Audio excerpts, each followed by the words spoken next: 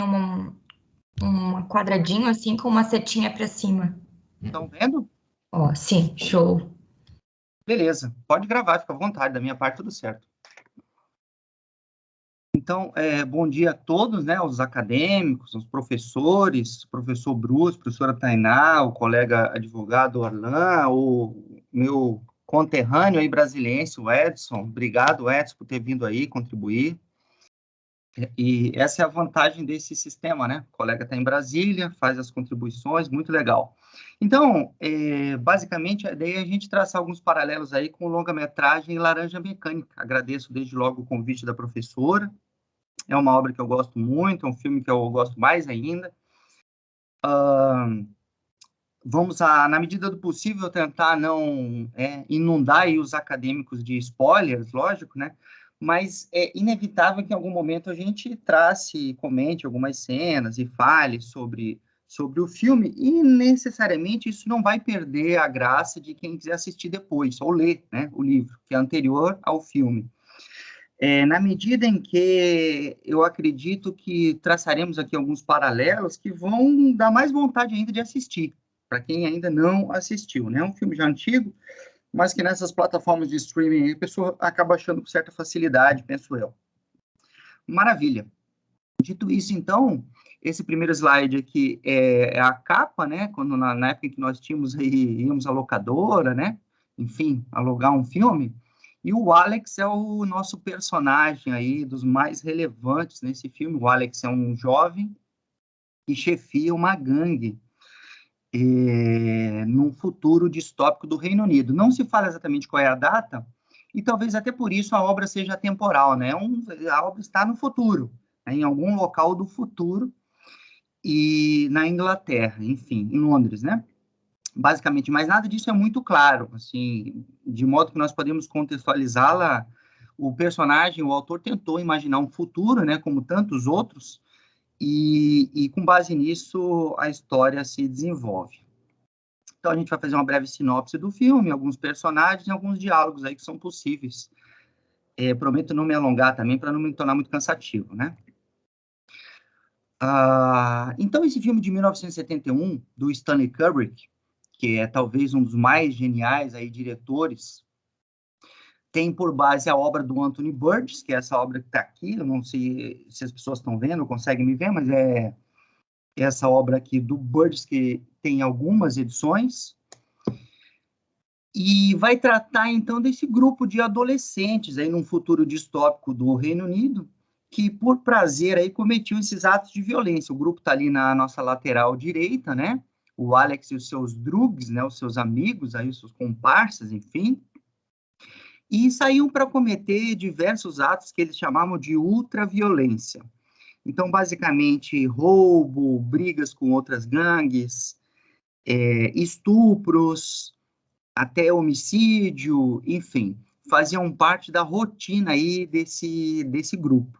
O Alex Delard, né, que é o personagem aí estrelado pelo Malcolm McDowell, é quem chefia essas barbáries. Está muito clara, assim, a liderança do Alex durante todo o filme. E no momento em que essa liderança é questionada por algum dos seus membros, o Alex de imediato já repele e deixa muito claro ali quem é que manda naquele grupo de adolescentes, tá? Isso vai permear todo o contexto, inclusive algumas cenas de agressão, no momento em que o seu comando é desafiado por um de seus colegas, o Alex vai deixar bem claro, de forma violenta, como é que as coisas devem ocorrer ali dentro daquele grupo de adolescentes. Ocorre que, em determinado momento, o Alex acaba preso, né? Ele é preso, inclusive, por um momento ali de traição dos seus colegas, os seus drugs, né, como eles chamam. A gente vai tentar entender também essas palavras novas, esses vários neologismos aí que passam pela obra, mas o fato é que ele é preso, condenado e dá entrada numa unidade prisional, que está a foto ali do lado esquerdo, é o momento em que eles começam a escolher alguns presos para tentar submetê-los aí ao método Ludovico, que é esse método experimental de tratamento. O que acontecia naquele contexto histórico ali do autor da obra, enfim, é que os presídios estavam lotados, né? Então, nós tínhamos um cenário de presídios superlotados e nós precisamos esvaziar essas unidades prisionais. E uma forma de nós esvaziarmos essas unidades prisionais é criando tratamentos alternativos que fizessem com que os presos saíssem num tempo menor. E essa ideia por detrás aí do método Ludovico.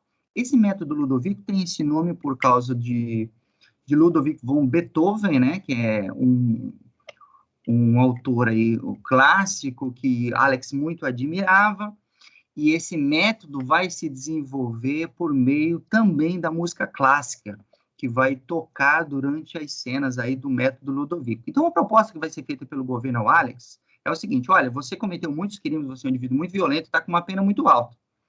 Eu posso transformar esses seus anos de pena em 2 semanas de tratamento. E caso você se submeta a essas 2 semanas de tratamento, você estará livre, ou você tem uma grande chance de que fique livre após esse período de tratamento. Alex de imediato aceita, né, claro, e então pergunta o que seria exatamente esse método Ludovico. Ao que é explicado a ele, e depois ele passa por essa sessão, que já são as 2 outras fotos aqui da lateral direita e da parte central, que basicamente ela colocava dentro de uma sala de cinema, e aí é uma curiosidade, né, ele está dentro de uma sala de cinema, para que assistisse alguns métodos, algumas cenas de violência, por exemplo, da Segunda Guerra, do Holocausto, e os olhos ficavam forçadamente abertos, meio que grampeados ali, como o Alex está nesse momento, ao som de música clássica, né? O som de Beethoven, que era um dos músicos preferidos de Alex até então.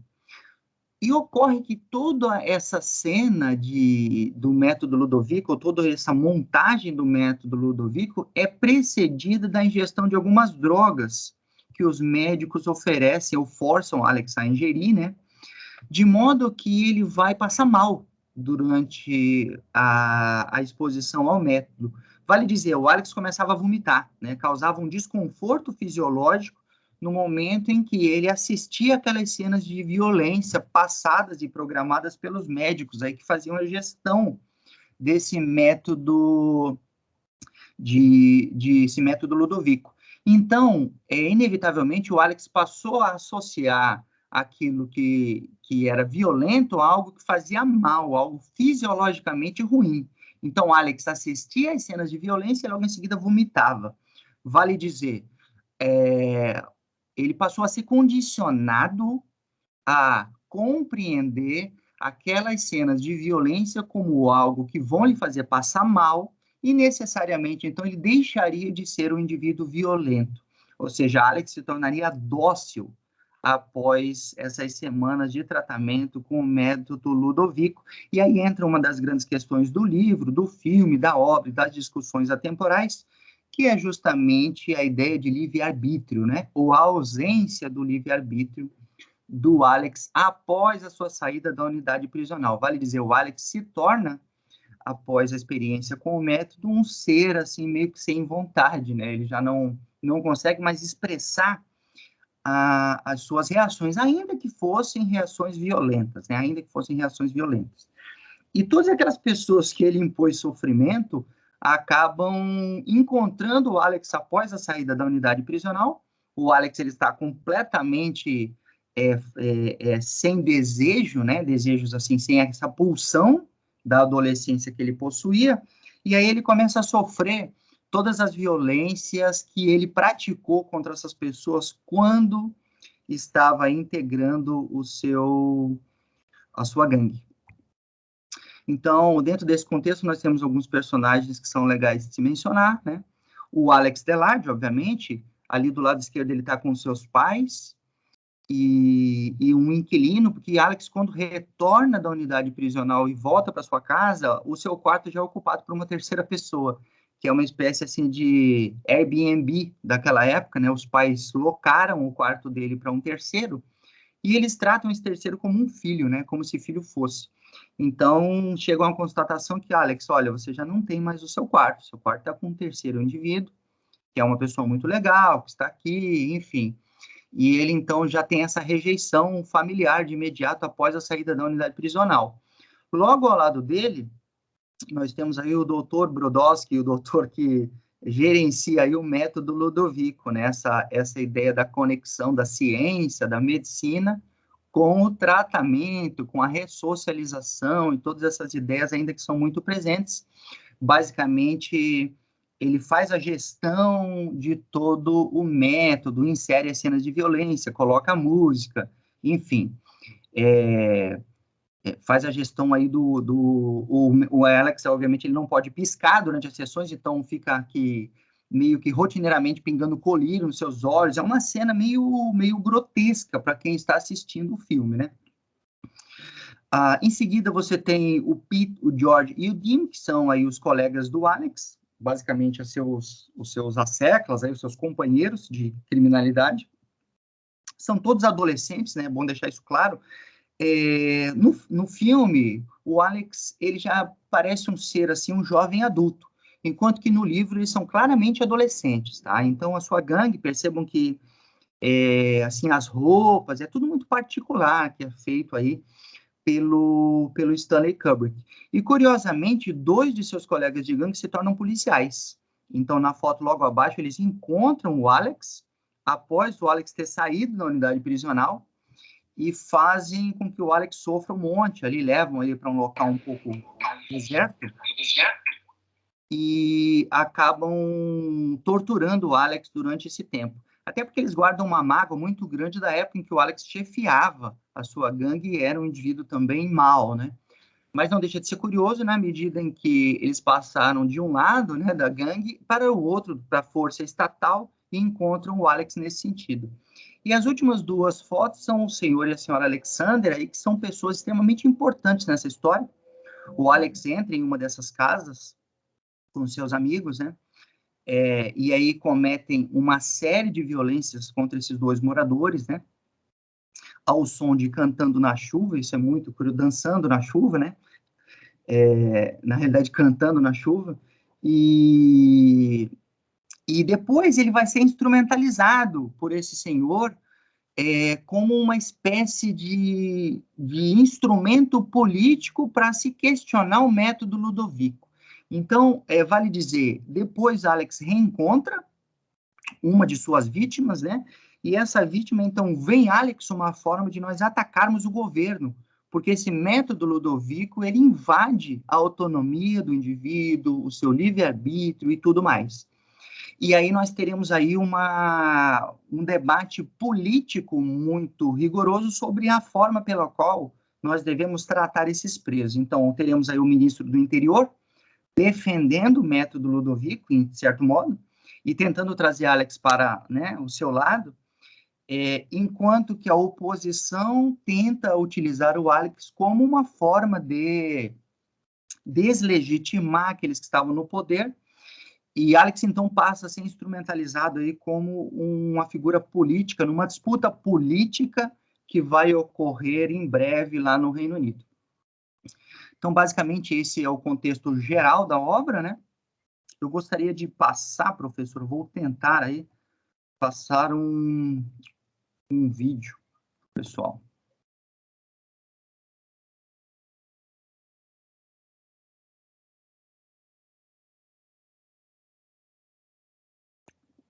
Deixa eu ver se eu consigo aqui. Eu vou compartilhar minha tela novamente e tentar colocar o vídeo, vamos ver se o áudio fica bacana.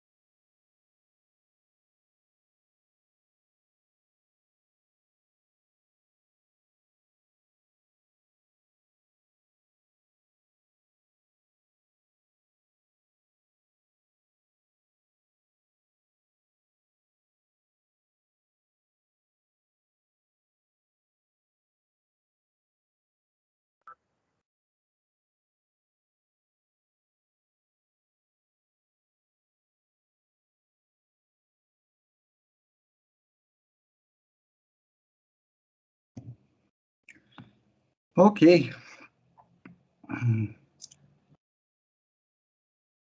Então, basicamente, ali nós temos várias cenas interessantes. O Alex, ele frequentava uma espécie de pub com seus amigos e eles tomavam leite. O leite era o combustível antes de saírem para praticar as barbáries. Eu acredito que o Edson possa falar depois mais sobre essa coisa do leite. O leite, obviamente, misturado com drogas, enfim, né? Mas era essa a ideia. E dentre as curiosidades do filme, então, nós temos várias, né? A primeira delas, e talvez a mais emblemática, seja o vocabulário Nadsat, que é uma espécie de russo misturado com algumas linguagens operárias lá de Londres. Então, só o Alex e os seus amigos entendem essa linguagem. É mais ou menos quando você tem hoje um grupo de adolescentes muito jovens, estão falando entre eles lá no WhatsApp, e se você pegar aquele telefone, você não consegue entender. Seja por conta das gírias, seja porque, enfim, ele vai usar palavras que você não entende. A obra, curiosamente, contra a ideia do autor, né, a revelia, ela traz no final uma espécie de glossário, o glossário Natsat. Então, você consegue acompanhar, olha lá atrás o que significa aquilo e volta para a leitura da obra. Agora, isso perde um pouco a graça porque evita o estranhamento. A ideia é o estranhamento, né? Você está lendo aquilo, pô, mas o que eles estão conversando, esses caras? E essa é a ideia, não estou entendendo o que eles estão falando. E só quem entende é quem faz parte daquela subcultura. Se você não faz parte da subcultura, você não é bem-vindo, consequentemente, você não vai entender o que nós estamos falando. Talvez essa seja a grande tônica aí desses grupos que hoje, isso você consegue fazer uma analogia para dentro da unidade prisional, né? Para outros locais em que as pessoas têm as suas terminologias próprias e as suas subculturas próprias. Essa é uma interface, talvez, das mais emblemáticas aí com a criminologia. Então, basicamente, os nossos diálogos epistemológicos, já caminhando aí para o fim, professora, antes de mais nada, essa situação do livre-arbítrio, né? Certamente a professora, o Bruce, o pessoal vai ter aí, desde Santo Agostinho e a coisa do livre-arbítrio e o pecado, passando aí por Marx, né? O livre-arbítrio e esses condicionamentos sociais. Hoje em dia nós temos as questões do algoritmo, né? Até que ponto você é livre de fato, né? Sendo que só aparece lá na sua feed aquilo que você curte, aquilo que você gosta. Então, até que ponto os algoritmos eles não prejudicam o nosso livre-arbítrio, né? Tem essas coisas do nude, né? Que se fala hoje em análise econômica do direito, o pessoal gosta muito. Então, os diálogos eles são infinitos nessa obra. Há um professor de criminologia muito famoso chamado Salo de Carvalho, que ele diz o seguinte: olha, o Laranja Mecânica é um tratado de criminologia, na realidade. Ele é tão importante quanto o Vigiar e Punir. Ele é tão importante, eles estão no mesmo padrão de importância para os estudos criminológicos e tal. E outras conexões, além dessas mais óbvias do livre-arbítrio, né? Basicamente, nós podemos falar da teoria das subculturas delinquentes. Essas talvez seja o grande foco de análise para a questão do Alex e os seus drugs, né? O Alex e os seus colegas lá de criminalidade. Então, basicamente, essa ideia de subcultura surge com esse autor, Albert Cohen, né? Ali eu coloco a gíria, que é a Nadsat. Nadsat é a língua lá do Alex. E ao lado tem o Cockney. O que seria esse Cockney? Seria uma linguagem de Londres, de moradores de determinados bairros operários de Londres, que só eles entendem aquele inglês. Só eles entendem aquele inglês. O Edson acho que também pode contribuir bastante, porque morou muito tempo em Londres, né, Edson? E aí, enfim, pode falar um pouco disso. Mas, basicamente, então, esse comportamento de transgressão ele é determinado por um conhecimento, crenças e atitudes de forma particular por parte daqueles transgressores. Ou seja, você não vai fazer aquela análise racional do indivíduo que, por exemplo, sei lá, está desviando dinheiro, que vai ver os custos e benefícios, a chance de eu ser pego, qual é a minha pena. Não é o caso aqui. O caso é que eles não estão muito preocupados em serem pegos, e, na verdade, o que eles querem é o estrelato, eles querem estar bem com o seu grupo. Essa, basicamente, é a ideia de subcultura delinquente. Claro que nós poderíamos explorar isso muito mais, né? Fazer a diferença de subcultura com contracultura, enfim.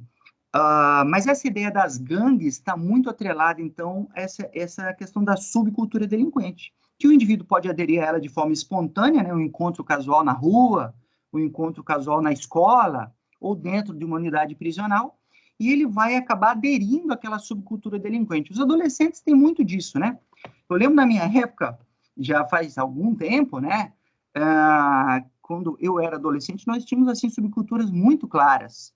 Uma delas, e eu gosto muito de esporte e tal, tinha aquele pessoal, por exemplo, do jiu-jitsu, eles tinham uma subcultura, né, que não era muito bonita, né, de brigar à noite. Isso era uma subcultura típica, né, de jovens adolescentes de classe média, com muito em voga no Rio de Janeiro, depois Curitiba teve também. Temos a subcultura lá do pessoal do skate, enfim, e por aí vai, nós podemos achar várias, e isso vai se desdobrando. Depois teve uma época dos clubbers, eu não sei quem lembra disso, alguém lembra? O pessoal clubber era uma figura, assim, de música eletrônica e tal. Depois tivemos os emos, e aí foi indo, né? Eram todas subculturas que a gente consegue localizar nesse aspecto. E qual é a relevância disso? A relevância é que, se eu quiser diminuir o índice de barbárie, eu tenho que entender essa subcultura. Se eu não entendê-la, não vai adiantar eu dizer para o Alex, olha, Alex, você vai ser preso, a sua pena vai ser alta. Ele não está muito preocupado com isso. Ele está preocupado com o pertencimento dele dentro daquela subcultura, com a aceitação. Então, por exemplo, se eu tiver uma subcultura de pichação, suponhamos, ao invés de eu usar o direito penal, eu poderia pegar esses pichadores e transformar em grafiteiros, né? E falar, olha, eu vou ceder aqui vários muros da cidade para que vocês façam os grafites, várias paredes. São Paulo fez isso, né? Então, vocês vão fazer aqui, esse viaduto é todo de vocês aqui, para que vocês façam a sua arte, o seu grafite, embelezem a cidade, fique legal. Então, perceba que é uma abordagem diferente da abordagem penal e policial. E esse tipo de abordagem pode surtir um efeito mais eficaz do que o tradicional aí de punição. E aí eu fiz algum exemplo, assim, uma exemplificação rápida de outras conexões que seriam possíveis, né? Que é o Michel Foucault e a docilização dos corpos, né? O poder como relação, o panóptico, que mostra isso muito bem, né? A punição que antes era do corpo, né? O indivíduo, assim, nós queimávamos as bruxas. E a partir daquele momento, né, o suplício, as técnicas de tortura dão lugar a um ideal de ressocialização. Então, essa transposição da modernidade penal de uma punição com base no suplício para outra punição com base na ressocialização é basicamente o que acontece com Alex. Aí tem o panóptico de Bentham, enfim, né, eu trouxe uma foto até disso. E outras ideias, assim, o experimento do cão de Pavlov, eu não sei se o pessoal conhece, né? Basicamente, o experimento era eu colocar um cão, uma comida perto de um cão, de um cachorro, e verificar as reações fisiológicas desse cão. Basicamente, o cão salivava, né? Salivava. A partir daquele momento, eu insiro um estímulo externo, por exemplo, uma sineta, toco uma sineta. Então, eu ofereço a comida e toco a sineta, ofereço a comida e toco a sineta. Em determinado momento, eu não preciso mais oferecer a comida. Basta eu tocar a sineta e o cão vai salivar. Vale dizer, eu tenho um estímulo neutro, externo, que é um sino tocando, e eu tenho uma reação fisiológica de um animal, de um cachorro. Então, essa ideia foi basicamente o que aconteceu com o Alex, certo? Então, ele passa mal, vê a cena de violência e ouve a música. Então, o Alex, quando ele sai do tratamento, ele não consegue mais suportar o Beethoven, ele não consegue mais suportar aquela música que ele amava, se tornou uma tortura para ele. É mais ou menos essa ideia do cão de Pavlov, que depois vai ter uma conexão com essas teorias behavioristas lá do pessoal da psicologia. Vale dizer, o estudo do comportamento com base em estímulo. Eu acho que até pouco tempo atrás, eu não sei se hoje ainda se faz isso, né, mas essa ideia de você condicionar os cães estava muito atrelada a isso, né? O cão fez xixi no local certinho. Então dá uma coisinha lá gostosinha para ele. Não, o cão não me obedeceu nesse aspecto. Então vamos fazer uma punição X ou Y. Então, essa é a ideia do estímulo externo. Só que, claro, esse estímulo ele tem que ser sempre refeito, né? Não é algo que você faça uma vez e o indivíduo... Enfim.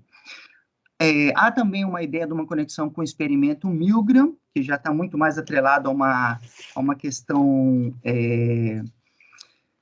como é que eu poderia dizer, uma questão de autoridade, respeito a uma autoridade superior nesse sentido, autoridade no sentido, assim, de algo estatal, algo que seja externo ao indivíduo. Então, é uma experiência psicológica, né, que usam os participantes para que inflijam dor em algumas pessoas por meio de alguns choques esses que não se realizavam, basicamente sob a ordem de um terceiro externo. E aí nós teremos várias conexões, desde a banalidade do mal, lá da Hannah Arendt, de todas essas coisas que são possíveis de serem conectadas com o tratamento ludovíco do Alex. E também, obviamente, as coisas mais óbvias, que são os limites à ressocialização, a redução da idade penal, essa coisa da análise econômica do direito, que é muito focada na escolha racional, vale dizer, no livre-arbítrio, né? A economia comportamental, que vem com todos esses nudes, esses elementos externos que podem influenciar o indivíduo a tomar uma decisão.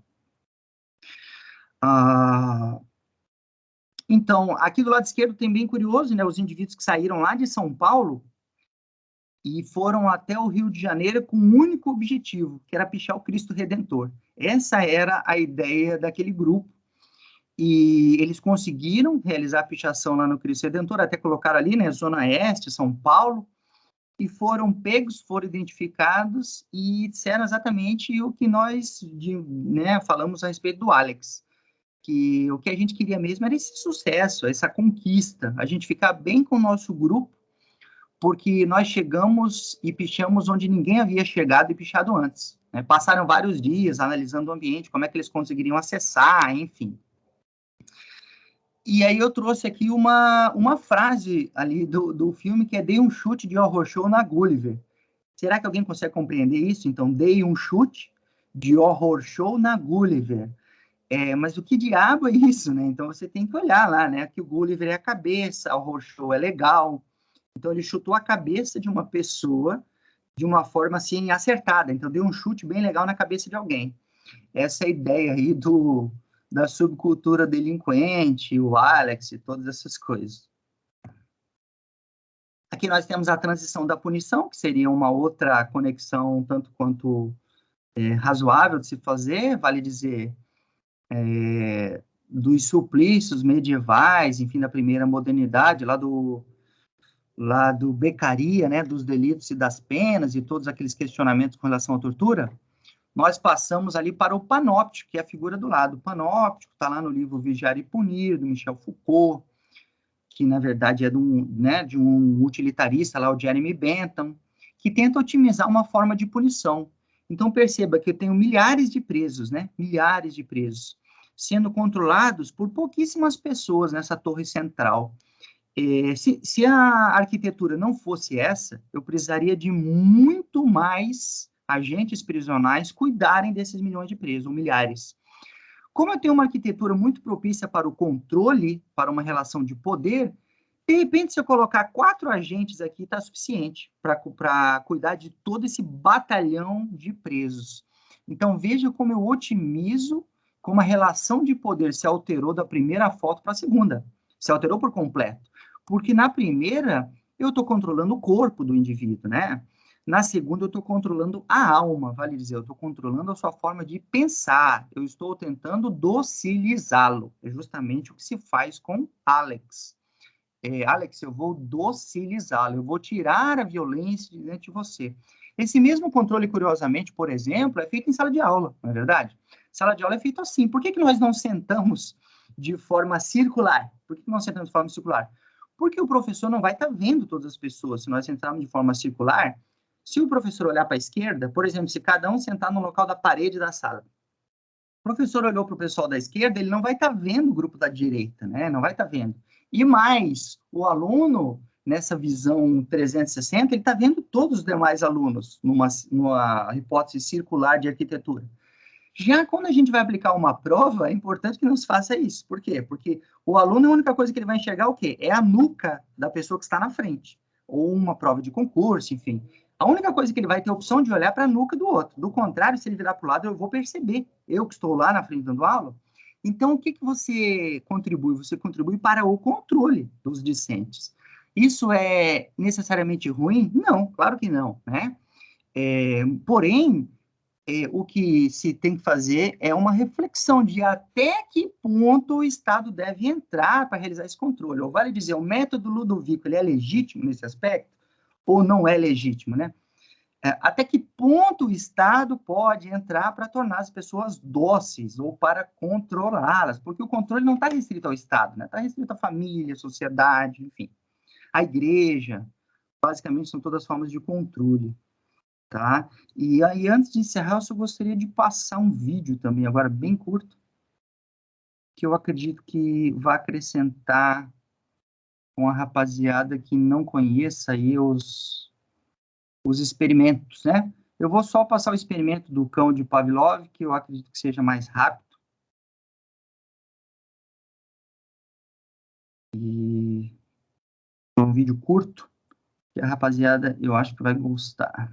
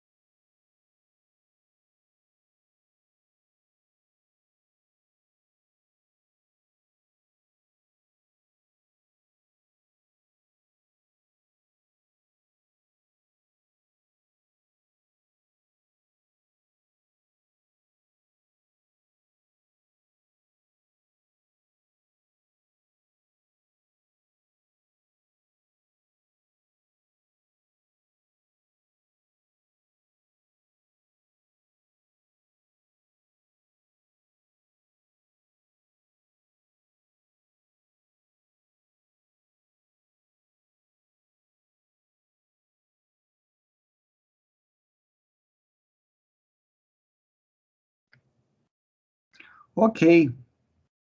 Agora, professora, se me autorizar, então, gostaria de passar a palavra para o colega, para o Edson, e dar suas contribuições. Certamente vai poder falar sobre o filme com mais autoridade, né? Não sei se autoridade é a palavra certa, mas com mais legitimidade do que eu. Eu vou só parar minha apresentação aqui, que eu ainda estou apanhando um pouco, mas deu certo, né?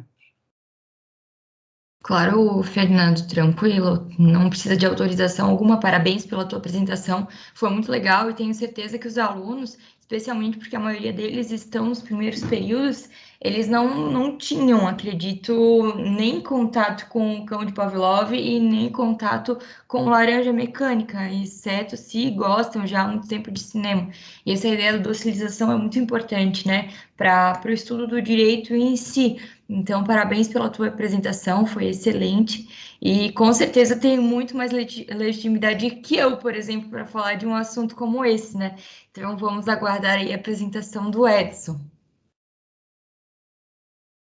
Olá, pessoal, estão me ouvindo bem? Beleza. Eu até ia fazer uma apresentação em PowerPoint aqui, mas eu fiquei preocupado com o lance de falar muito spoiler, falar muita coisa. É um filme tão bacana para assistir. Acho que é melhor a gente despertar a curiosidade para vocês procurarem aí nas plataformas de streaming. O Fernando falou, eu encontrei o filme, tem para alugar na Google, né? Tem também quem assina aqui a HBO, tem um aplicativo da HBO Max, você pode assistir também. Eu até reassisti o filme semana passada. Esse filme eu assisti há muitos anos atrás, tinha até esquecido de várias coisas. Quero agradecer aqui o convite. Me apresentar, eu sou Edson, moro aqui em Brasília, sou formado em Relações Públicas, Comunicação, com habilitação em Relações Públicas. Sou ator também, fiz várias peças teatrais aqui em Brasília. Cinema, eu não cheguei a atuar, fiz algumas figurações, participei do primeiro festival de minuto que teve aqui em Brasília, no início dos anos 2000 também, que eram filmes de até 1 minuto. E aí, junto com outro amigo, eu produzi, atuei, nós fizemos um filmezinho bem legal, um festival que tinha aqui em Brasília, em São Paulo. Aí, entre as peças que eu já fiz Martins Pena, Molière, Shakespeare, eu fiz Júlio César, enfim. E atualmente eu trabalho dentro da comunicação com comunicação digital. Eu faço pesquisas, monitoramento de redes sociais, faço coleta de dados de redes sociais. O Fernando falou um pouquinho dos algoritmos, é algo que eu estudo bastante. Como nós somos induzidos a fazer escolhas que às vezes a gente acha que somos nós que estamos fazendo, e na verdade não somos nós.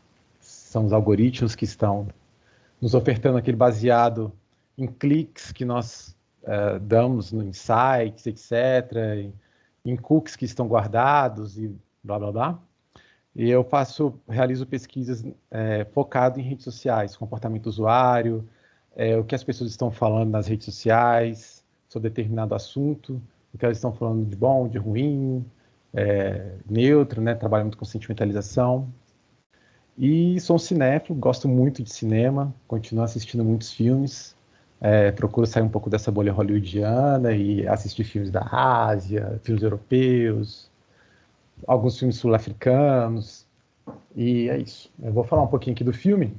Não fiz a apresentação, Fernando, eu só vou te pedir, rapaz, se puder, eu vou pedir na parte das fotos que você colocou e falou um pouco, que tem os atores principais ali. Aí eu vou chegar nesse ponto daí só para fazer alguns comentários sobre o figurino, que eu acho bem beleza, que eu acho bem interessante, que o filme ele nos passa muitas mensagens ali com o figurino. O diretor, como é muita coisa, eu fiz algumas coisas aqui, eu escrevi algumas coisinhas para não esquecer. O diretor do filme, como o Fernando falou, é o Stanley Kubrick, né? Ele nasceu em 26 de julho de 28, em Nova York, e faleceu em 99, 7 de março de 1999. O Kubrick trabalhou como diretor, roteirista, produtor e fotógrafo. Apesar de ele ter dirigido apenas 13 longas, né? Ao longo da sua carreira toda, foram só 13 longas, ele teve, eu acho, mais uns 4 curtas também, que ele dirigiu. Foi suficiente para ele ganhar o público e a crítica. E curiosamente, né, a gente está falando aqui do Laranja Mecânica, o Laranja Mecânica não ganhou nenhum Oscar, foi indicado ao Oscar, mas o Stanley Kubrick ele ganhou o Oscar com 2001, Uma Odisseia no Espaço, né? Pelos efeitos especiais. Também fica outra dica para todos aqui. O Kubrick, ele desses 13 filmes, um dos mais famosos, digamos assim, que as pessoas falam mais, Medo e Desejo, Doutor Fantástico, 2001, Uma Odisseia no Espaço, que eu falei que ganhou o Oscar de melhor efeito especial, E é um filme que tem uma cena antológica, assim, bem... que até hoje as pessoas usam em vários momentos, assim, até do humor, né? Laranja Mecânica também, que foi um filmaço. O Iluminado, com o Jack Nicholson, se eu não estiver enganado, que tem uma cena clássica do Jack Nicholson com um machado batendo quebrando a porta, né? Dando umas machadadas na porta e ele coloca o rosto dele. E tem um jogo do olhar do Nixon ali muito bacana. Nascido para Matar também é outro muito famoso. Então fica essas dicas aí, se vocês gostarem também, depois de assistirem Laranja Mecânica, tem outros filmes fantásticos do Kubrick que vale muito a pena assistir. E vários diretores foram influenciados pelas obras do Kubrick, entre eles o Spielberg, o James Cameron, o David Fincher, o Martin Scorsese, o Woody Allen, o Tarantino, que hoje, né, saiu dessa parte mais alternativa e está passando no que a gente chama de cinemão, que é esse cinema que é o Cinemark, né, que dá sempre que abre mais as portas para o cinema hollywoodiano. Aí no artista que a gente chama assim mais de o cinemão, né? Aí tem o cinema alternativo, que no caso seria o Kubrick hoje. E o Tarantino ganhou também essa notoriedade aí. E o Kubrick, ele começou a carreira aos 17 anos, como fotógrafo de uma revista, na época, bem aclamada lá em Nova York, que se chamava Revista Look. E em 1953, ele já dirigia e produzia um filme que foi pouquíssimo visto, que ele meio que não gosta muito de falar que fez. Não que fez, ele não comenta muito, que é Medo e Desejo, que foi seu primeiro longa-metragem. E o Kubrick, ele também é dono de um preciosismo muito doentio, assim, classificado muitas vezes como exagerado. Ele chegava a fazer, às vezes, 80 tomadas de uma mesma cena. Um método também que foi muito utilizado pelo David Fincher. E tinha tendência a querer fazer o trabalho de todos os profissionais sob o seu comando, assim. Então, apesar disso, todos que trabalhavam com ele tinham total liberdade de criação, de opinar, contribuir diretamente nos filmes. Ele nunca se repetia, mudava radicalmente o tom e o humor a cada novo filme, né, que ele fazia. Isso fez a carreira dele ser tão versátil, diversificada. E nesse aspecto, sua maior aliada era a edição, que é um ponto muito importante nos filmes, essa parte da edição dos filmes, né? Que era a fase mais importante também, essa da pós-produção. E o Stanley, ele ficava horas e horas numa salinha editando os filmes, e com o passar dos anos, né? Aí tem gente que fala, a gente vai ficando mais velho e mais chato também, né? E aí com o passar dos anos ele também foi ficando mais velho e mais chato, eu diria, mais crítico, né? E querendo sempre melhorar. Ele passava mais horas nessa salinha editando os filmes, e sempre com muitos detalhes, com muito cuidado. Ele era um diretor muito... Ele tinha uma autocrítica muito pesada. Então, como eu falei, nos primeiros filmes, ele depois de poucos anos, assim, nem precisou de tanta experiência, ele tinha um pouco de vergonha de ter falado que não que fez, desculpa, mas que ele não, que foi ele que fez, né? Depois dele ter feito filmes tão maravilhosos como Laranja Mecânica, 2001, Odisseia no Espaço, eram filmes que ele não falava muito, não gostava muito de tocar no assunto, porque ele não tinha tido o mesmo cuidado que ele teve com os outros que ele foi pegando ao longo do tempo, né? Esse cuidado com a fotografia. E o Kubrick, como ele começou a carreira dele na fotografia, ele tem um cuidado muito grande nessa parte da fotografia do filme, né? Talvez eu vou falar mais do mesmo para vocês, mas o que vem a ser um filme, né? Nada mais é do que uma sequência de fotos, né? De fótons, digamos assim, que numa determinada velocidade cria-se aquela animação, na palavra mais correta de eu usar, e aí nós temos aí o filme. Por isso que a gente fala fotografia porque é a fotografia, né? E tem o diretor de fotografia, e aí a gente entra em enquadramento, etc. Bem, já falei aqui do Oscar, né? Que o Laranja Mecânica, em 71, foi indicado em 3 categorias, que foi melhor filme, melhor roteiro e melhor diretor. Mas, infelizmente, não ganhou em nenhuma categoria. Nesse ano de 71, eu nem me lembro qual foi o filme que ganhou. Mas foi muito polêmico, justamente porque o Laranja Mecânica, ele ele foi um boom, assim, né? E o Laranja Mecânica, ele saiu do circuito. Ele estreou nos Estados Unidos, no Reino Unido, em Paris, enfim. E depois de um tempo, de poucas semanas, ele saiu de cartaz por ter muitas cenas muito pesadas, como o Fernando falou. Cenas de estupro, de violência, muitas brigas, violência com arma branca, vários tipos de violência. Isso chocou muitas pessoas na época. E aqui no Brasil, foi um filme que nós estávamos no período militar, foi um filme proibido. Depois de vários anos, o filme foi liberado pela censura, porém, quando ele foi liberado com tarjas pretas, né? Porque o filme tem várias cenas de nudez. E aí as pessoas, poxa, caramba, né? Mas aí depois de alguns anos, aí o filme foi na íntegra liberado, se eu não estiver enganado, depois de 81. Aqui no Brasil, da forma completa. O ator principal é o Malcolm McDowell, o Alex Delarge, né? No filme sempre fala do Alex, o Alex, o Alex. Falar um pouquinho só dessa realidade inglesa.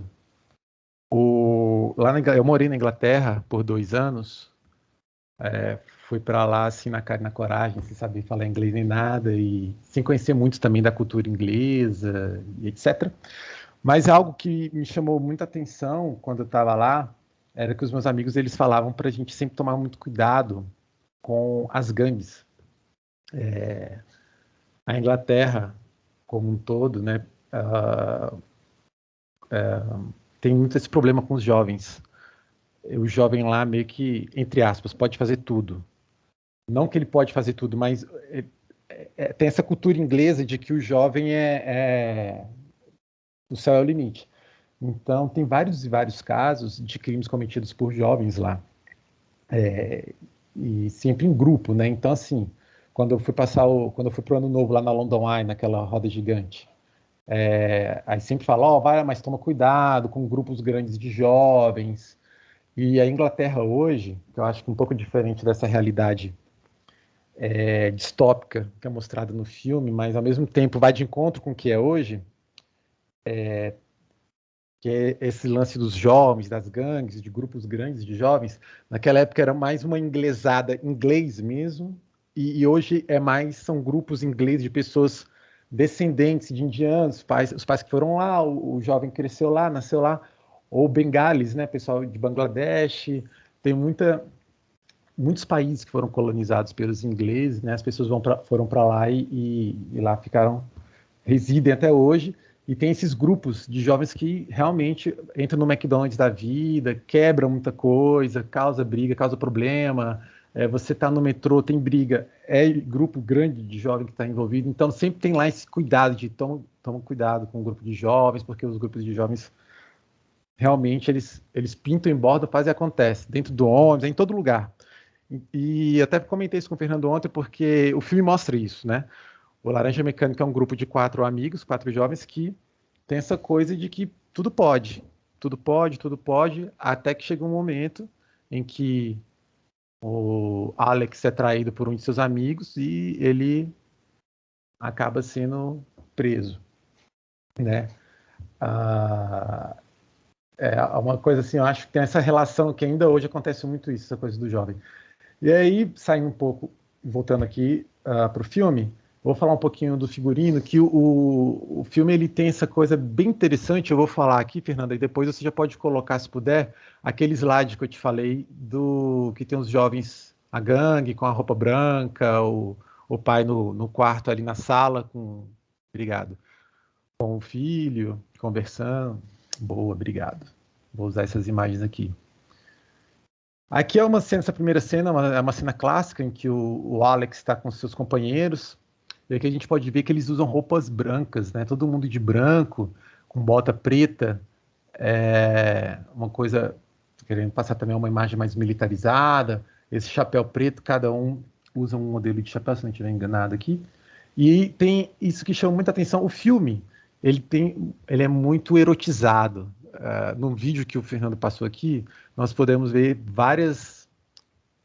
remete muita erotização, mulheres nuas, manequins nus, né, quando eles estão, digamos, num pub, fazendo uma analogia, né, que é essa segunda foto aqui, como se fosse o pub onde eles tomam o leite, o Moloco Plus.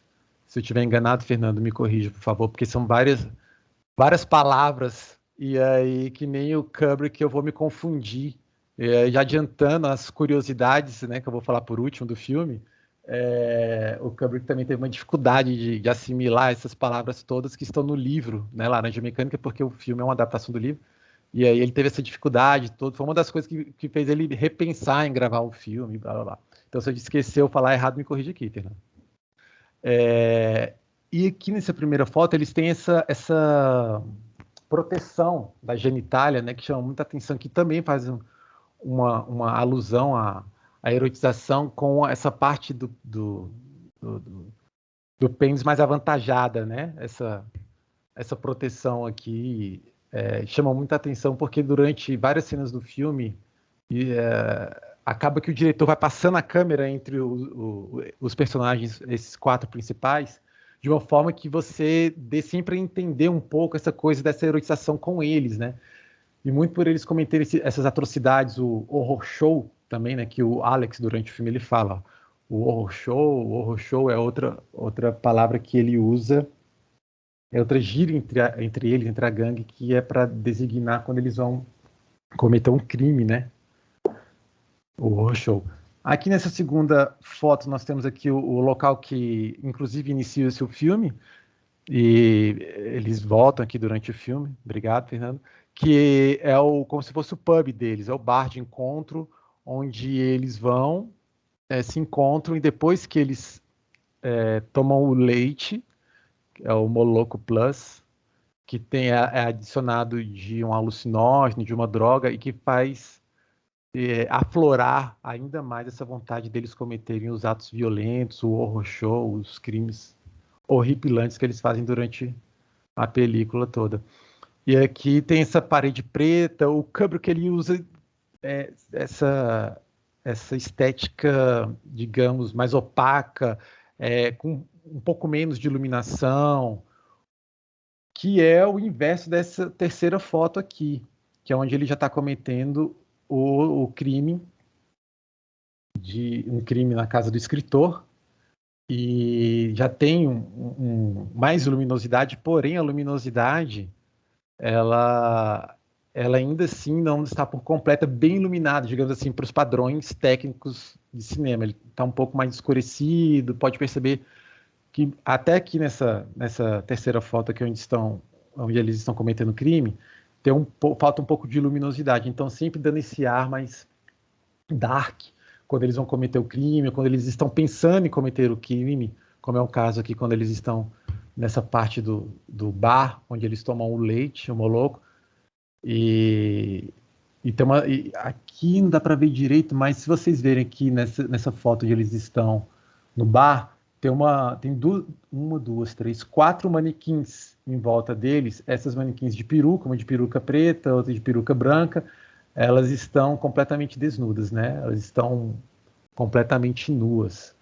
E várias vezes no filme tem essa coisa. Ele vai cometer um crime, por exemplo, em outra residência, e tem também na casa de uma professora de yoga, se não estiver enganado, aí tem também um pênis gigante, tem quadros na residência dela que remete muita erotização, pelos pubianos, vagina, pênis, isso é muito presente no filme.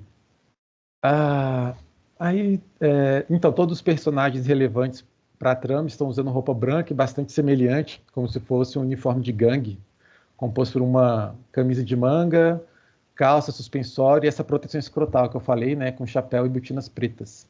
Porém, cada vestimenta dos Drugs, né, que é o nome da gangue, diferencia-se em alguns detalhes. Por exemplo, o figurino do Alex é composto por um chapéu preto, de um modelo, acho que o modelo é coco preto, e ele usa cílios postiços aqui no olho direito. Ele coloca um cílio postiço, que inclusive é a capa do livro tem essa coisa, e também do filme também. Então, tem algumas cartazes do filme com esses cílios postiços que o Alex, que é o personagem principal, usa. E aí tem a mensagem que o figurinista quis passar, né? Nesse caso, que é, por ser adolescente, suas roupas brancas lembram pureza, serenidade, que é o oposto do que esses jovens são, causando maior impacto entre o ambiente hostil do bar e a personalidade dos personagens. O resultado disso é um grande choque no público, né? E já os cílios postiços de Alex lembram uma engrenagem, né? Aí vem o Laranja Mecânica e tal, que fazem de forma direta uma referência ao livro que deu origem ao filme, na qual a ilustração original da capa possuía um crânio humano com uma engrenagem em volta de seus olhos. Vou partir já para a música. Apesar da obsessão do Alex no filme por Beethoven, a gente vai ouvir várias vezes no filme a Nona Sinfonia de Beethoven. Várias vezes não, algumas vezes, né? Porque essa música é escolhida em determinados temas ali, mas tem outras do Beethoven que toca. Porém, eu não sei nem se o Fernando sabe disso, cara. A trilha sonora mais tocada é do Rossini, meu. Eu achava que era até do Beethoven, mas tem Rossini também. E aí, ele que algumas que, enfim, ia falar, não vou falar não. Mas tem algumas cenas, né, várias cenas, que tem músicas do Rossini, que é um compositor erudito italiano, muito popular no seu tempo. Ele criou 39 óperas e assim diversos trabalhos para música sacra, música de câmara. Então, assim, tem algumas cenas do filme que o diretor, o Kubrick, usa a Nona Sinfonia de Beethoven, e que fica bem marcante. Vou falar só uma delas que o Fernando chegou a adiantar, que é a parte do Ludovico, do experimento Ludovico. Ali está tocando a Nona Sinfonia de Beethoven, e isso marca muito, porque é uma cena muito forte, que eu vou falar logo aqui à frente. Mas o Rossini também está muito presente. Eu acho isso muito interessante, porque para todo mundo que assiste Laranja Mecânica, fica Beethoven muito na cabeça. Falar um pouco da estética. As cores mais usadas ali são as cores azul, vermelho e preto, são muito usadas no filme, e que tem a cena inicial que tem como objetivo apresentar o personagem principal e introduzir através destes os personagens secundários e outros elementos do roteiro. Se passa no bar, no qual se serve leite com bebidas alcoólicas, né, com esse alucinógeno, chamado Leiteria Korova. Nele está Alex e seus amigos sentados bebendo o Moloko Velocete, que é a bebida que ele toma e dá essa vontade maior, e cresce mais a vontade de cometer os atos violentos. O cenário que os personagens encontram, ou seja, a leiteria, pode ser analisado como um ambiente conceitual e futurístico. Ele mixa a estrutura de um pub à psicodelia oriunda da década de 70. O filme foi lançado em 71, né? Com uma estética quase monocromática, que nem eu falei aqui para vocês, contrastando fortemente com as cores quentes dos cabelos dos manequins que nós vimos aqui, as manequins desnudas e tal.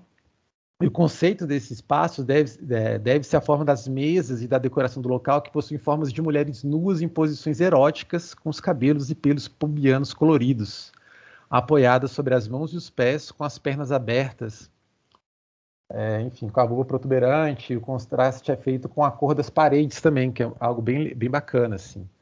No caso da leiteria, que é preta, deixando o cenário com um ar sombrio, bem sombrio, assim, que foi o que eu disse também, que em alguns atos violentos também repete esse ar sombrio, pouca iluminação, essa estética mais opaca. E nessa parede encontra-se palavras como Moloko Velocete, escrito em cor branca, né, que seria justamente o cardápio do lugar.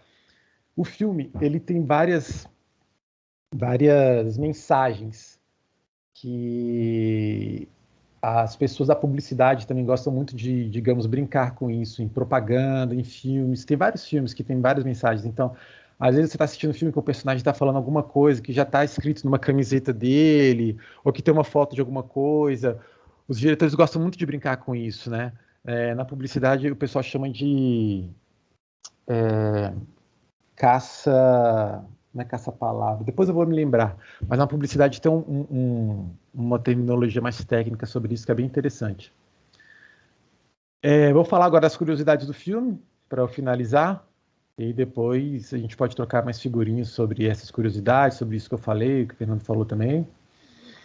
Uma delas é a linguagem Nadsat, que é uma mistura de russo, que nem o Fernando falou, com inglês. Tem pessoas que já falaram que é com outra língua também, enfim, que está muito presente nessa obra do Anthony Burgess. E que, inclusive, o diretor, o Kubrick, ele teve essa dificuldade quando ele leu o livro para ele fazer a adaptação, porque o Kubrick também participou da adaptação do livro para o filme, né? Ele produziu, ele dirigiu e participou dessa roteirização. A gangue são os drugs, né? O horror show, que é a palavra que eles usam para os atos violentos no filme. Em meados da década de 60, antes do envolvimento de Kubrick com o projeto, houve movimentos legítimos para fazer uma adaptação do romance estrelado do filme, né, desse drama, estrelado pelos membros dos Rolling Stones. Então, tem um papo de que o Mick Jagger comprou os direitos do livro e queria fazer... Que ele comprou os direitos do livro, eu acho que é mentira. Mas é fato de que o Mick Jagger procurou, inclusive, outros diretores para poder fazer com que os Rolling Stones fossem a gangue, né? A gangue dos drugs, e ele fizesse o papel do Alex, esse personagem principal. Acabou não acontecendo, quem dirigiu foi o Kubrick, e foram outros atores que fizeram o filme também. A explicação de Anthony Burgess para a origem do título oferece clareza zero em relação ao significado. Então, assim, muitas pessoas falam, por que laranja mecânica? E depois que assiste o filme ainda fica assim, por que laranja mecânica? Então tem várias teorias de laranja mecânica, que uma laranja não é igual à outra, e que ele quis apenas dar um nome por dar um nome qualquer. Então, é algo que não tem um consenso, eu digo isso. A gente vai encontrar algumas respostas, mas nenhuma delas é uma linha reta. Assim, é isso. É algo muito interessante, né? Porque a gente, sei lá, à primeira vista você olha laranja mecânica e você acha que o título tem a ver com a temática toda ali do que é discorrida no filme, e na verdade não é bem por aí, nesse caso. O Malcolm McDowell surgiu com a ideia de tocar cantando na chuva durante a invasão doméstica, né? Então foi uma ideia que essa cena, quando a gangue entra na casa do escritor para cometer esse crime, um crime, né, X, como vou falar aqui, vários crimes, né, vários X, e aí, antes dessa cena da invasão, o Malcolm conversou com o Kubrick como poderia ser feita essa cena, etc. E tem uma história de que o Kubrick perguntou para o Malcolm, o ator principal, que é o Alex, falou, você sabe dançar? Daí ele falou assim, sei. E dançou, dançando na chuva, cantando, dançando na chuva. Foi cantando e dançando. Cantando na chuva, porque, né? Dá um trava-línguas aqui. E aí, de uma forma, dando soco, chutes, que foi a cena, inclusive, que o Fernando passou aqui. E o Kubrick gostou muito. E aí ele falou, nossa, fantástico, legal, vamos usar essa música, vai ser desse jeito. E uma das cenas clássicas, entre várias, é essa do Malcolm McDowell cantando e dançando, cantando na chuva, Singing in the Rain, durante a invasão doméstica, né? Quando eles vão cometer os crimes na casa de um escritor e da sua esposa. Outra curiosidade é que o Gene Kelly, que é o dono da música, né, dono dos direitos, o cara que escreveu e que ficou aí imortalizado com essa música, com o filme, cantando na chuva, aparentemente odiava o uso da música no filme Laranja Mecânica. Ele não gostou porque a música foi usada no filme. O Kubrick parece que correu atrás do Gene Kelly para conseguir os direitos da música, para pagar os direitos da música. Parece que ele não pagou. O Gene Kelly ficou muito chateado, muito pé da vida. Não gostou também porque a música é usada numa cena horripilante de um crime muito pesado no filme. E aí então as histórias, né? Tipo, De acordo com o Malcolm McDowell, ele estava numa festa com o Gene Kelly alguns anos após o lançamento do filme. Enquanto alguém fez um esforço para tentar apresentar os dois, esse encontro não chegou a acontecer porque o Gene Kelly esnobou o McDowell no evento que eles estavam, na festa, se virou e foi embora, e mais tarde foi revelado que o Gene Kelly aparentemente nunca foi pago pelos direitos da música que foi usada no filme, né? Eu vou concluir aqui, porque fica até um pouco cansativo vocês ficarem vendo só a minha cara e eu falando.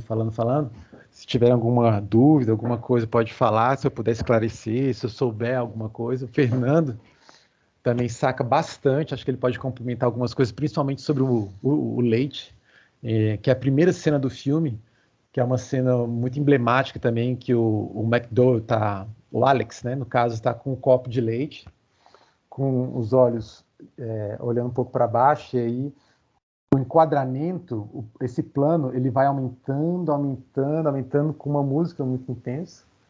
E o filme é fantástico, e tem muitas outras histórias que eu poderia falar aqui, do que aconteceu, e acabei esquecendo da cena mais clássica, Fernando, que foi quando pingaram colírio para fazer a cena dele no Método Ludovico. 1 minuto só, gente. Daí o que acontece?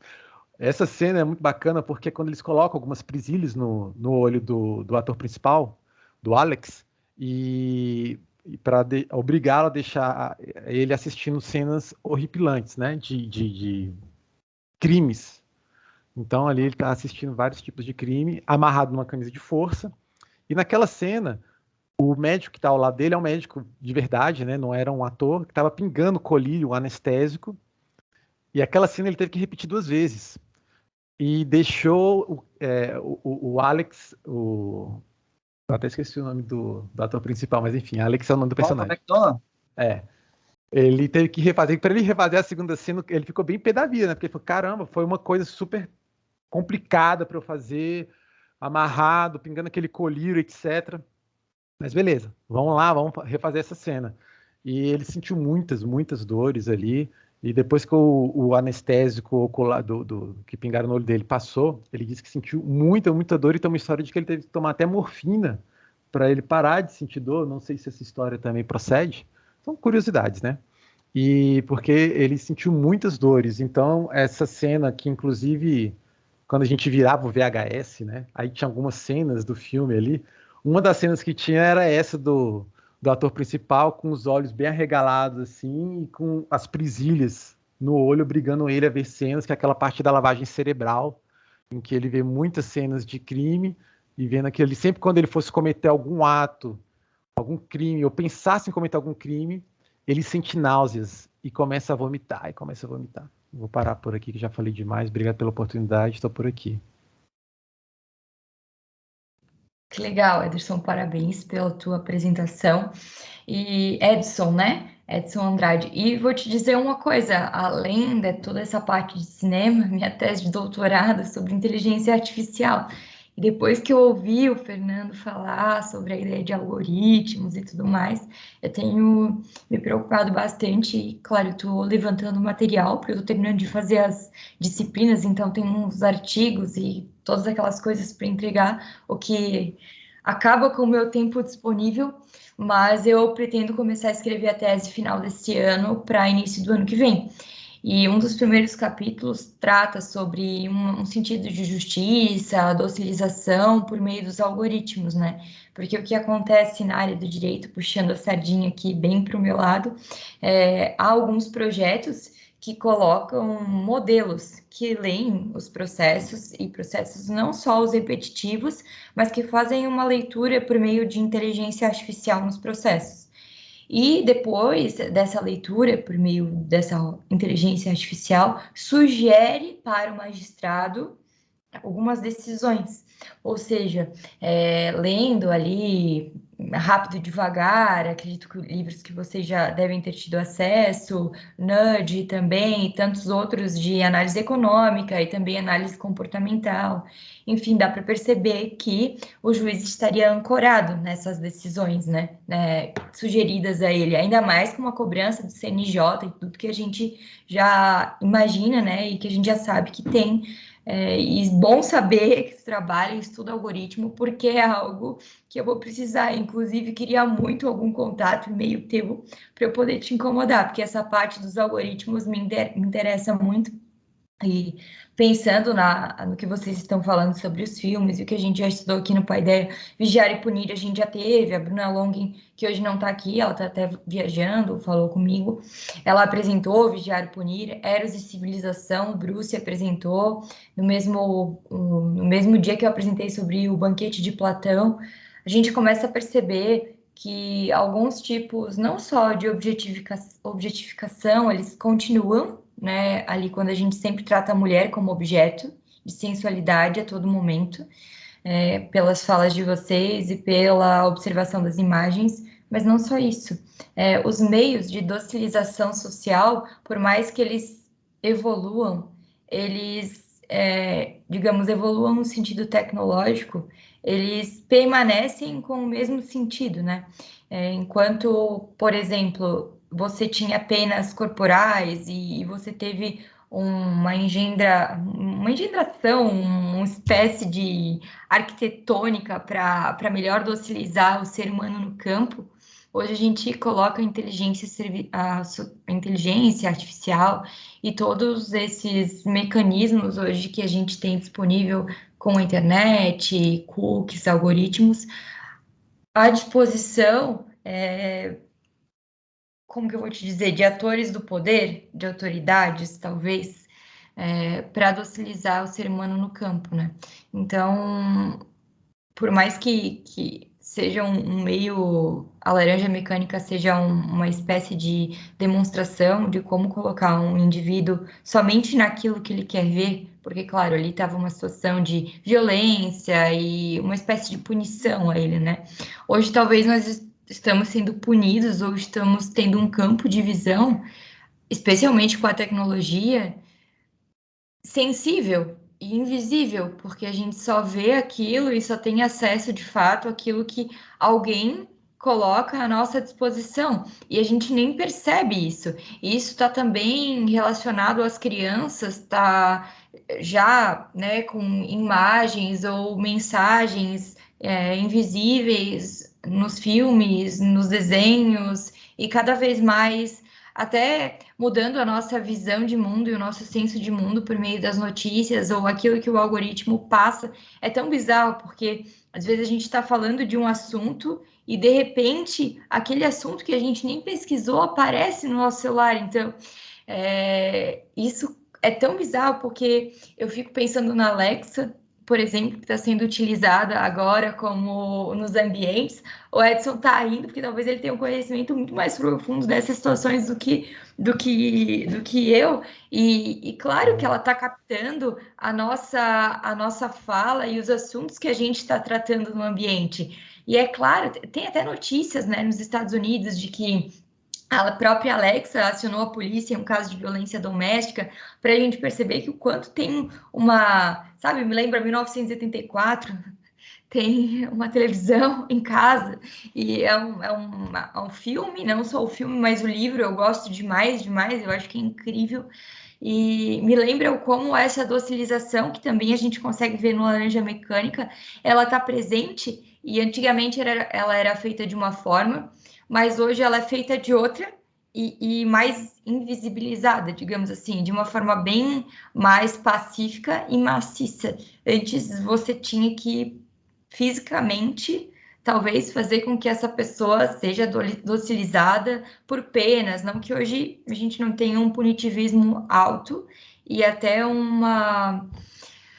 digamos, uma justificativa pública para determinados tipos de punição e até eleitoral, né, para mostrar que há uma contraposição do setor político a determinados tipos de comportamento que não resolvem o problema, como o exemplo que o Fernando deu de São Paulo e das pichações e dos grafiteiros e tudo mais, como que determinadas políticas elas podem ser utilizadas e podem ser aplicadas muito mais com inteligência, digamos, de pesquisa e de conhecimento de criminologia, e elas são utilizadas com formas punitivas, né? Eu acho que isso ainda permanece, o sentido de política eleitoral, né? De politicagem eleitoral e de utilizar a maximização do direito penal para resolver alguns tipos de crimes que não se resolveriam por meio de punição, por meio de aumento de pena, mas sim por educação e tudo que está na estrutura social, né? Mas eu acho que a minha observação, que eu já falei um monte também, seria basicamente como essa mudança da docilização, que era sempre do corpo, física especificamente, e que hoje continua sendo uma docilização, mas uma docilização sensível, assim. Então, essa vai ser, acho que vai ser o primeiro capítulo da minha tese. Eu vou trabalhar alguns sentidos de justiça, algoritmo, docilização do corpo. Então, é um assunto que me interessa demais e com certeza eu vou utilizar agora o Laranja Mecânica com a outra visão, assim, que talvez sem conversar, a gente não tem toda essa percepção que a gente tem depois de outra pessoa apresentar a visão de mundo dela a partir do filme, né? Muito legal, Fernando. Parabéns. Edson também. Aliás, está sempre bem-vindo para os nossos próximos encontros. Muito legais as tuas reflexões. Não sei se alguém tem mais algum comentário, algo a falar sobre o filme, se o Fernando tem mais alguma observação, mas eu achei incrível a apresentação de vocês. Parabéns. Obrigado, professora. Estamos à disposição. Eu só tenho o meu palpite, aproveitando para o Edson, tenho o meu palpite do nome Laranja Mecânica. O meu palpite é o seguinte, não sei se está correto. Não, a laranja, pensa bem, não é algo assim tão... A laranja é algo naturalmente, é uma fruta, é algo natural. Você não consegue mecanizar uma laranja. A laranja ela é um fruto natural. Da mesma forma, então essa é uma analogia para o livre-arbítrio, que você não consegue mecanizar por qualquer método que seja, porque o livre-arbítrio é algo da natureza humana, e a laranja também. Você não pode mecanizar algo por meio do método Ludovico. Então, acho que é uma analogia bem razoável, né? Enfim, o meu palpite vai nesse sentido. Não, tranquilo, Fernando. Que nem eu falei, tem muitas teorias, né? Eu fiz uma pesquisa sobre isso e eu não encontrei nenhum assim, entendeu? A sua acho que é a quarta que eu vejo assim, que eu falo, tem razão, pode ser também, porque ficou muito aberto. Por exemplo, eu vi um caso aqui falando que que o escritor estava num pub inglês e aí falaram alguma coisa sobre laranja mecânica, ele gostou e deu o nome do livro de Laranja Mecânica. Então, não tem um consenso, é isso que eu estava falando, mas a sua teoria é muito boa, gostei. Professora, só para concluir aqui, pode contar comigo, eu faço parte também de um grupo de pesquisa na UNB, no Departamento de Comunicação, que se chama CPPOL. Depois pode entrar, a gente tem site, etc. Nosso coordenador, que é o professor Sivaldo Pereira, ele está na Alemanha agora, fazendo pesquisa sobre inteligência artificial também, eu posso te passar o contato. E uma das linhas de pesquisa, do grupo de pesquisa, é inteligência artificial, algoritmos, democracia, redes sociais, fake news, né, que na academia a gente chama de desinformação. E sobre IA, realmente é muita coisa para você abordar. Você tem que, né, dar uma focada em alguma coisa. Por exemplo, eu tenho estudado muito, a minha linha tem sido mais em democracia, desinformação, e nessa parte da inteligência artificial, que entra algoritmos, etc., muito em reconhecimento facial, né? Que eu não sou da área de direito, mas enfim, também na área de direito está sendo muito discutido isso hoje, que vários estados brasileiros estão adotando o reconhecimento facial, as câmeras de reconhecimento facial, e aí tem um discurso de que é bom, porém, a inteligência artificial que é usada, ela é uma inteligência artificial já viciada, é uma inteligência artificial que já vem com erros, porque a inteligência artificial ela é alimentada por alguma coisa, por alguém, ela é alimentada por nós. Não vou ficar entrando nesse debate que não é o tema aqui, mas enfim, é muito bacana. E tem muito filme também que dá muito pano para manga sobre isso, né? Inclusive fica aí a série britânica que tem na Netflix, que é Black Mirror. Black Mirror, todos os episódios, quase todos, tratam sobre inteligência artificial, alguns mais específicos, né? Que é fantástico. Pode contar comigo, depois a gente troca figurinha sobre isso. Obrigado pelo convite mais uma vez. Legal, já quero entrar nesses grupos, já quero entrar nesses grupos. Essa só uma parte assim, essa situação do reconhecimento facial já está sendo aplicado em outros países, tá? Só que o que é bizarro com relação à inteligência artificial, que ela tem um percentual de acertos muito maior do que o humano. Então, a gente também já deixa no nosso subconsciente, por exemplo, do magistrado, ou dependendo da nossa análise, que você tende a acreditar muito mais na própria inteligência artificial do que no nosso poder decisório, ou até com essa situação do reconhecimento facial, já foi utilizado, tem pesquisas sobre isso, acredito que já deve ser conhecimento, mas não só isso, eu fico pensando num estado de vigilância, assim, ó, 24 horas, porque eu tenho os bem-te-vis na rua e tenho tudo me olhando o tempo inteiro e até que momento eu vou estar numa sociedade livre, sabe? Isso me preocupa muito. E o Fernando, essa da laranja, eu tinha ouvido uma vez no Instagram do Fernando, eu acho que ele já postou alguma coisa sobre laranja mecânica, mas ele também postou sobre um robô, né, que estava, acho que com armas e tudo mais. Então, esse assunto a gente pretende mudar. Só para vocês saberem, a gente trabalhou em minorias e agora tá vindo o nosso livro aí, Minorias, com os capítulos entregues aí nos próximos meses e lançamento no ano que vem. Mas no próximo ano a gente vai mudar o nosso temas, porque a gente vai trabalhando em tese por anos, assim, né?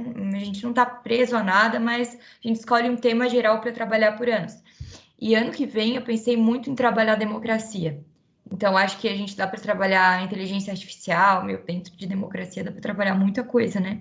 Mas trabalhar uma ideia de inteligência artificial, trabalhar um pouco crise de poderes, então vão ter muitos encontros ainda que a gente vai conseguir trabalhar sobre isso, sobre docilização, enfim, sobre todos esses temas correlatos. Inclusive, no próximo mês, dia 20 de novembro, às 10 horas, nós teremos o Dr. Arlan aí apresentando sobre o autoritarismo brasileiro. Estão todos convidados às 10 horas. Queria reforçar, dizer que nós temos o nosso Instagram do Paideia Academia e a gente vem, não é combatendo a desinformação, eu sou um pouquinho curiosa, né, nessa parte também, sou mais uma curiosa do que uma estudiosa. Eu publiquei alguns textos sobre sermos hoje narradores de meias-verdades nas redes sociais e com toda a utilização, enfim, não só de desinformação por meio de fake news, mas da própria reconstrução da nossa imagem nas redes sociais. Então, tenho bastante interesse em ler sobre isso e tenho escrito sobre isso, até o aumento do uso de opioides nas pessoas que utilizam as redes sociais e não utilizam. Tem algumas pesquisas muito legais dizendo e demonstrando que determinados grupos de pessoas aumentaram a ingestão de opioides e outras drogas após ter acesso a redes sociais. Isso é incrível. Eu acho que para a gente estudar e discutir, então é outro assunto muito legal. E a gente teve essa semana as meninas no Instagram, a Mabi e a Stephanie, elas sempre estão me ajudando, meu Deus, demais naquele Instagram. E a gente publicou um texto que foi publicado na Conjur por 2 delegadas de polícia, falando sobre a situação do estupro, vulnerabilidade e tudo mais. E elas repostaram lá no Instagram, fizeram vários comentários. Então, só para deixar aqui, parabenizar o trabalho das meninas ali nas nossas redes sociais, que está dando um resultado muito legal. Outras pessoas estão, vez ou outra, pedindo ou nossas gravações para assistir depois, aqueles integrantes que não podem assistir, ou estão acessando os nossos conteúdos em um combate à desinformação. Alguns alunos estão, agora a Política Nacional de Educação Especial, que é nova, que estão tentando modificar, né, fazer uma divisão de pessoas com deficiência, de outros alunos nas nossas escolas, né. Os meus próprios alunos de Constitucional, eles estão começando a publicar no Instagram do Paideia, fazer vídeos em combate à desinformação. Então, eu queria de novo deixar aberto, dizer que o nosso Instagram e que o Paideia é nosso, não é meu e nem do Bruce, nem de ninguém. Ele é nosso, ele é uma construção nossa, e todos que quiserem publicar de alguma forma vídeos, até o Fernando, eu ia te convidar, eu sei que já produzes, tens um YouTube, um canal, e coloca no teu Instagram, se quiseres repostar algum desses vídeos no Paideia, tá no nosso Instagram, seria uma honra pra gente. Tenho certeza que acaba atingindo outras pessoas que talvez não estejam no teu Instagram, o que é muito importante, e todos aqueles que quiserem produzir algum conteúdo, tá? Assim, tem total liberdade, imagina, não precisa de autorização nenhuma. A gente só pede que ele não tenha nenhum tipo, claro, todo mundo tem sua cultura, mas que não tenha nenhum tipo de cunho ideológico, financeiro, etc. A gente tenta manter o nosso Instagram da forma mais transparente possível e de informações assim baseadas em pesquisas, em dados objetivos e com críticas, enfim, claro, que sempre vai ter uma outra opinião, a depender do autor e do tema que a gente for trabalhar, mas é passar a pesquisa de qualidade. Então, queria já deixar aberto novamente, eu vou estar, tô em dívida com as meninas, elas estão me cobrando uns vídeos que eu vou produzir, prometo. Prometo produzir nos próximos dias para publicar lá. E quem quiser, está super convidado para produzir material para o nosso grupo. A galera também está super convidada para fazer os capítulos de livros. Se precisar estender o prazo de entrega, tá? Para o nosso livro Minorias, vai ter um lançamento bem legal no próximo ano. Eu queria fazer um lançamento presencial. Vai ser muito importante. É o primeiro compêndio de pesquisa do Paideia. Tenho certeza que muitos outros virão, então é também um estímulo para os alunos, para a comunidade pesquisar e procurar fontes, boas fontes, sabe, de pesquisa e saber o quanto que a pesquisa científica é importante, sabe? Para a minha vida foi muito importante. Então, é algo que, enquanto professora, eu tento passar para os meus alunos. Deixar esse outro convite e deixar também o último convite, que é o fechamento do ano do nosso Paideia, que vai ser o Arlan, em novembro, apresentando aí sobre o autoritarismo brasileiro.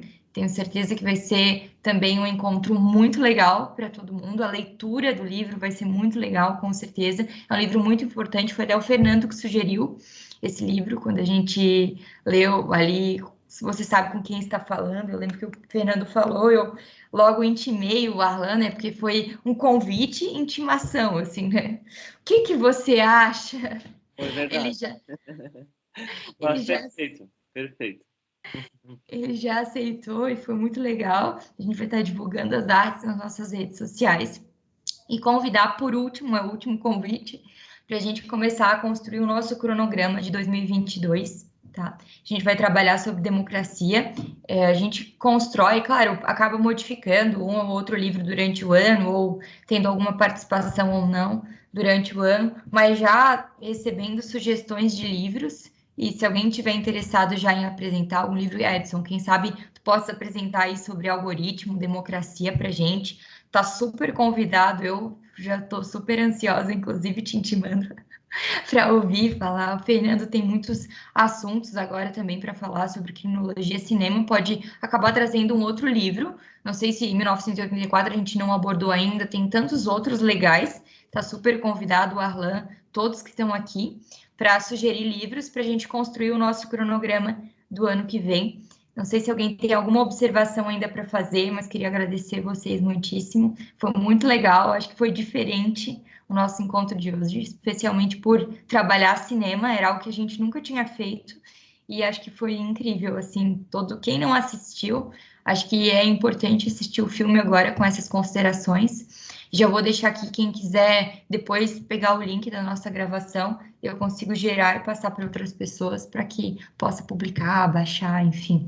Tá bom, pessoal? Alguém tem mais alguma contribuição para fazer, alguma observação? Acho que o Só Arthur. para não vou me delongar, mas que encontro sensacional. Como é bom, né, a gente pegar a visão de mundo das pessoas na qual falam com propriedade. O Fernando e o Edson, parabéns pelas apresentações, simplesmente sensacional. Todas as pontuações e tudo mais, né? Linkando aí fazendo o link do filme, né? Com a realidade, né? Com a nossa realidade de hoje. Então, não tenho o que falar, só elogiá-los e agradecer pela oportunidade de estar aqui e vocês demandar o tempo. E cinema é vida, né? Cinema quem não gosta de cinema, né? Então é um assunto fantástico, sensacional, e foi um encontro bem diferente, bem bom mesmo. E a Tainá já os convidou, todo mundo que está aqui no grupo. Eu vou fazer encerramento deste ano, do Encontro do Paideia, estão todos convidados novamente, tá bom? Um grande abraço aí para todo mundo. Pessoal, muito obrigada a todos. Acho que a gente não tem outros comentários, os alunos colocaram aqui no chat. Estou muito feliz que os alunos estão entrando, a gente oscila um pouquinho, alguns estão em quase todos, outros em todos, outros aparecem às vezes, mas queria dizer que a prof fica muito feliz que vocês estejam aí utilizando o sábado de manhã para estudar, para pensar junto conosco sobre temas transversais. Eu sempre falo que não existe muito título no Paideia, né? O pessoal chama de professora porque eu acho que é a palavra que eu mais gosto de ser chamada. Todo mundo está acostumado já, eu adoro ser professora. Mas não existe quem tem doutorado ou quem tem mestrado, todo mundo aqui aprende junto. E acho que isso é o incrível do Paideia, sabe? Todos os alunos estarem, de alguma forma, sendo inspirados, inspirando, pesquisando. Eu sempre falo para eles que eles têm que ficar puto com algumas situações sociais e querer pesquisar, querer reclamar, querer participar. Eu acho que isso faz parte de nós enquanto atores nessa sociedade, né? Poder modificar o mundo um pouquinho ao nosso redor com esse acesso à educação, que é tão incrível que a gente pode ter, né? Sendo privilegiado já nesse ponto. E tendo acesso a pessoas que, por exemplo, o Edson está lá de Brasília hoje falando conosco, então querendo ou não, a tecnologia dá para a gente instrumentos incríveis, né? Para a gente sempre ir. A Elizabeth, inclusive, durante a semana, quando tem Paideia, minha aluna desse semestre, eu preciso falar, Elizabeth, ela é a mais empolgada com o encontro do Paideia, porque durante a semana ela já vem, nossa, essa semana tem Paideia, eu já quero participar. Então, fico muito feliz que vocês estejam aderindo ao nosso projeto e convidar vocês para o dia 20 do mês que vem, estaremos aqui de novo nesse mesmo link, conversando, agora com a apresentação do Arlan, para fechar o nosso encontro, né? O nosso ano de 2021, a gente já está fazendo aí um ano de Paideia, que me deixa muito contente, era algo que eu não imaginava, assim, que a gente ia conseguir manter por tanto tempo, e parece que o Fernando entrou, tantas pessoas foram entrando e engrandeceram tanto o Paideia, e toda vez que eu encontro a gente no sábado de manhã, mensalmente, para mim é uma felicidade gigante, assim. Então, queria agradecer, encerrar o nosso encontro de hoje e convidar vocês para o dia 20 do mês que vem, estaremos aqui de novo e estou aí à disposição. Tá bom, pessoal? Parabéns a todos aí. Valeu, pessoal. Valeu, um abraço.